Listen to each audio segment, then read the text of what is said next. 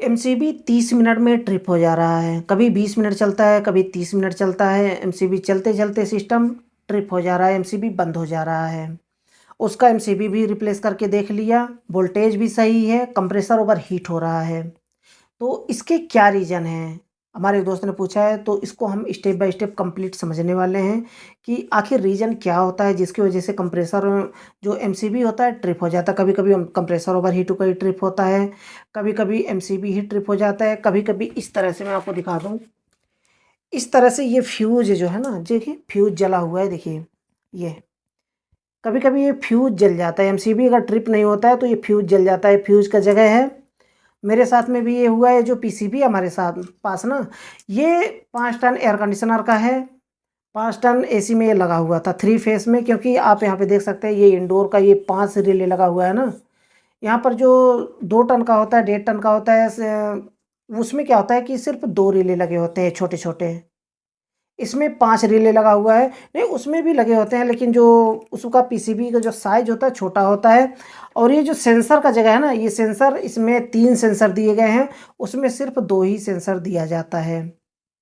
इसमें 3 सेंसर हैं, एक रूम टेम्परेचर सेंसर, एक कॉइल सेंसर, एक outdoor ambient temperature sensor. 3 sensor का जगह इसमें दिया गया है। ये बड़े एसी का है, 5 टन एसी का। लेकिन ये 220 पे ही काम करता है, ऐसा नहीं कि 5 टन का है तो ये 3 फेज़ पे काम करता है, ऐसा कुछ भी नहीं है। इंडोर सिर्फ़ 220 पे ही काम करता है, भले ही वो 10 टन का एसी हो। तो जो एमसीबी ट्रिप होता है ना, उसके क्या रीज़न होते हैं? स्टार्टिंग कहाँ से करना है? इससे पहले मैं प्रैक्टिकल वीडियो बना रखा हूँ, लेकिन ये जो टॉपिक है ना, थोड़ा-सा डिफरेंस है। क्यों? क्योंकि 30 मिनट चल रहा है एसी, उसके बाद कंप्रेसर हीट अप हो रहा है, एमसीबी भी रिप्लेस करके देख लिया, वोल्टेज भी सही है, लेकिन फिर भी एमसीबी ट्रिप हो रहा है। इसलिए इस टॉपिक पर मैं दोबारा से वीडियो बना रहा हूँ। काफ़ी डीप में, लंबा खींच करके नहीं ले जाऊँगा, छोटे से वीडियो में बता दूँगा मैं आपको। तो चलिए हम टॉपिक की बात करते हैं कि आखिर ऐसा क्या। और उससे पहले मैं बताना चाहूँगा, चैनल को सब्सक्राइब नहीं किया तो चैनल को सब्सक्राइब कर लें और बेल आइकन को प्रेस करके ऑल पर क्लिक कर लें, ताकि हमारे आने वाली न्यू वीडियो की नोटिफिकेशन आपको मिल पाए और वीडियो को देख पाएँ सबसे पहले। तो हम बात करते हैं कि आखिर ऐसा क्यों होता है कि 30 मिनट में एमसीबी ट्रिप हो जाता है ना? जो भी कुछ लोग बोर हो जाते हैं हमारी वीडियो से, लेकिन जो भी मैं बताता हूँ काफ़ी डीपली बताता हूँ, ताकि सबको अच्छे से समझ में आ जाए। अगर 30 मिनट में एमसीबी ट्रिप हो रहा है तो सबसे पहले आपको वायर चेक करने हैं।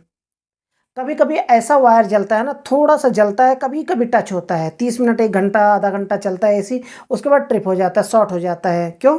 जब हीट अप होता है वायर, यानी कि कंप्रेसर के ऊपर लोड होता है, कंप्रेसर जब चलता है, एम्पीयर ज़्यादा लेता है, तो वो वायर गर्म होते हैं।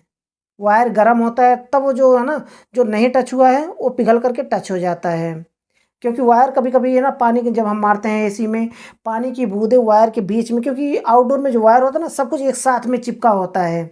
तो पानी की बूँदें अगर चली जाती हैं उसमें, तो वहाँ पर हीट अप होता है, हीट अप होने की वजह से वो जल जाता है वायर।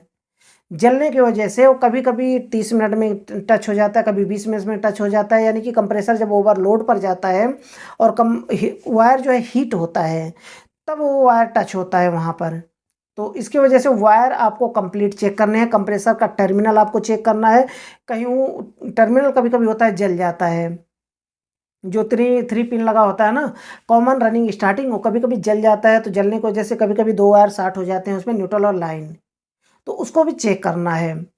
जो इनपुट कनेक्टर हम देते हैं, आप देख सकते हैं इमेज में, जो लाइन न्यूट्रल और फोर वे वाल्व के लिए, कंप्रेसर के लिए, कमांड लाइन के लिए जो देते हैं वायर, वो कनेक्टर कभी-कभी जल जाता है। जलने की वजह से कभी-कभी 2 वायर आपस में शॉर्ट होते रहते हैं, तो उसको भी चेक करना है। और उससे पहले आपको कंप्रेसर रिप्लेस कर लास्ट फाइनल जो है ना, उससे चेकिंग से पहले आपको ये चेक कर लेना है कैपेसिटर वीक तो नहीं है। अगर कैपेसिटर वीक होता है तो उसकी वजह से भी एम्पीयर धीरे-धीरे बढ़ता है और कंप्रेसर ट्रिप हो जाता है।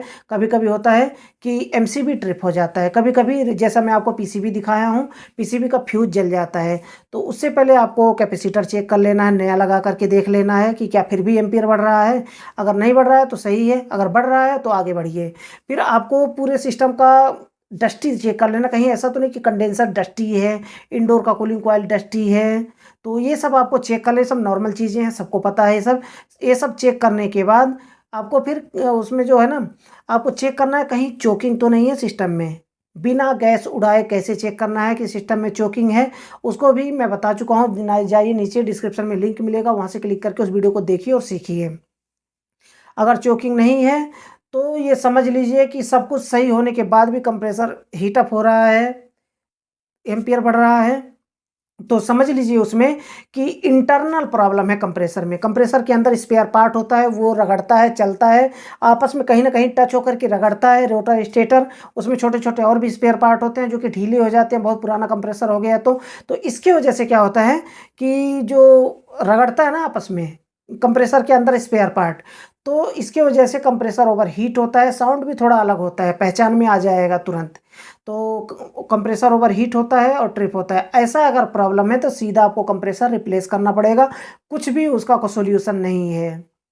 और पता कैसे चलेगा?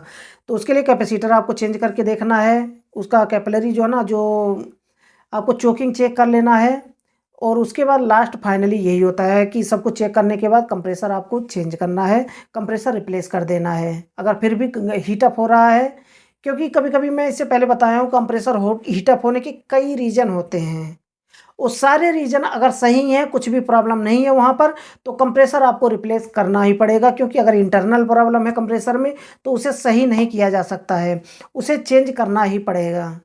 तो ये छोटा-सा वीडियो था, छोटी-सी जानकारी थी। अगर वीडियो पसंद आए तो वीडियो को लाइक ज़रूर कर दें। लास्ट में बताना चाहूँगा, चैनल को सब्सक्राइब नहीं किया तो चैनल को सब्सक्राइब कर लें और बेल आइकन को प्रेस करके ऑल पर क्लिक कर लें, ताकि हमारे आने वाली न्यू वीडियो की नोटिफ़िकेशन आपको मिल पाए और वीडियो को देख पाएँ सबसे पहले। तो आज के लिए बस इतना ही था, अगली वीडियो फिर जल्दी मिलते हैं एक नया टॉपिक के साथ।